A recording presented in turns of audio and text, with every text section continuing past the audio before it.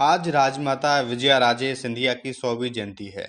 आज पूरा देश उनको याद कर रहा है। विजयाराजे सिंधिया का जन्म 12 अक्टूबर 1919 को मध्य प्रदेश के सागर में हुआ था। उनका वास्तविक नाम लेखा देवीश्वरी देवी था। ग्वालियर के महाराजा जीवाजीराव सिंधिया से विवाह के बाद उनका नाम विजयाराजे सिंधिया रखा गया। आजादी के बाद भी सिंधिया राजघराने का वर्चस्व जनता के बीच था और सिंधिया राजघराने का सॉफ्ट कॉर्नर हिंदू महासभा के लिए था। इसी को भांपते हुए तत्कालीन प्रधानमंत्री पंडित जवाहरलाल नेहरू ने ग्वालियर के महाराज को कांग्रेस के टिकट पर चुनाव लड़ने की पेशकश की। उनके मना करने पर राजमाता सिंधिया को चुनाव लड़ने के लिए मनाया गया और पहली बार 1957 में न वो केवल सांसद बनी बल्कि पूरे मध्य भारत में कांग्रेस को जबरदस्त जीत मिली। भारतीय राजनीति में उन्होंने मध्य प्रदेश की तत्कालीन मुख्यमंत्री डीपी मिश्रा की सरकार को जब गिराया था और जनसंघ के विधायकों के समर्थन से स्वर्गीय गोविंद नारायण सिंह को मध्य प्रदेश का मुख्यमंत्री बनाया था,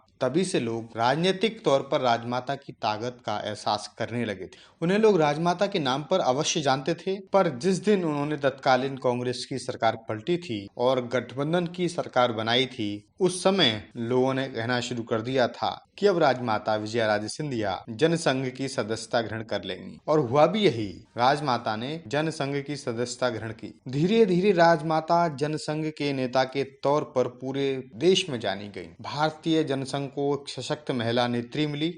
राजमाता पूरी तरह से अपने चुनाव चिन्ह दिए को लेकर गांव-गांव पहुंचने लगी। भारतीय जनसंघ की वैचारिक पृष्ठभूमि तेजी से तैयार होने लगी। इस बीच देश में स्वर्गीय इंदिरा गांधी ने आपातकाल लगा दिया। इस दौरान राजमाता को इंदिरा ने बुलाया और कहा कि आप 20 सूत्रीय मांग का समर्थन करें। इंदिरा जी की इस बात पर राजमाता उनके सामने खड़ी हो गई। उन्होंने इंदिरा गांधी से साफ तौर पर कहा, मैं जीवन में कांग्रेस के 20 सूत्रीय का समर्थन नहीं करूंगी। आप इंदिरा जी चाहे जो कर लें, मैं जनसंघ की विचारधारा को नहीं छोड़। राजमाता ने आगे कहा कि मैं जेल जाना पसंद करूंगी, लेकिन आपातकाल जैसे कानूनी कानून का समर्थन कभी नहीं करूंगी। और राजमाता जेल गईं, पर इंदिरा जी के सामने झुकी। सन 1980 में राजमाता को जनता पार्टी के तत्कालीन अध्यक्ष चंद्रशेखर ने आग्रह किया कि वे स्वर्गीय इंदिरा गांधी के विरुद्ध जनता पार्टी की ओर से रायबरेली से चुनाव जाकर लड़ें। राजमाता ने कहा, जो पार्टी तय करेगी वो मैं करूंगी। राजमाता रायबरेली गईं और स्वर्गीय इंदिरा गांधी के खिलाफ चुनाव लड़ी। वे पीछे नहीं हटी और चुनाव हार गईं। एक ऐसा भी क्षण आया कि राजमाता को बैंक से पैसा निकालने पर तत्कालीन कांग्रेस की केंद्र सरकार ने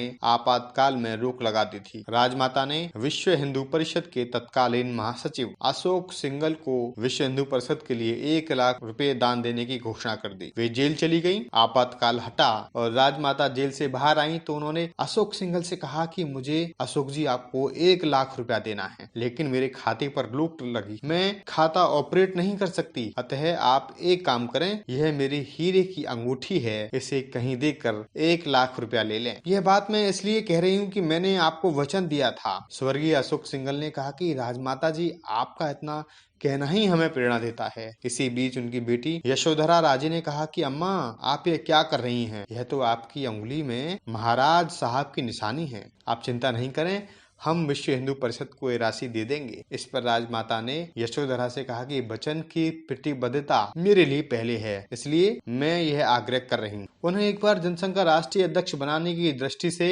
1972 में अटल बिहारी वाजपेयी और लाल कृष्ण आडवाणी उनके पास आए। राजमाता से दोनों नेताओं ने चर्चा की। राजमाता ने कहा कि मुझे 1 दिन का समय चाहिए। राजमाता आध्यात्मिक थी। वे दतिया पीताम्बर पीठ गयी, अपने गुरु जी से चर्चा की और लौटी तो उन्होंने अटल जी और आडवाणी जी से कहा कि वे भारतीय जनसंघ की सेवा एक कार्यकर्ता के रूप में सदैव करती रहेंगी। राजमाता विजयाराजे सिंधिया ने भारतीय राजनीति में महिला होने के नाते देश में एक आदर्श स्थापित किया। उनकी राष्ट्र हित के प्रति जागरूकता ने उन्हें राजमाता से लोक माता बनाया। वर्ष 2001 में राजमाता ने अपना शरीर छोड़ दिया। भारत में ऐसे राजनेता विरले ही होते हैं।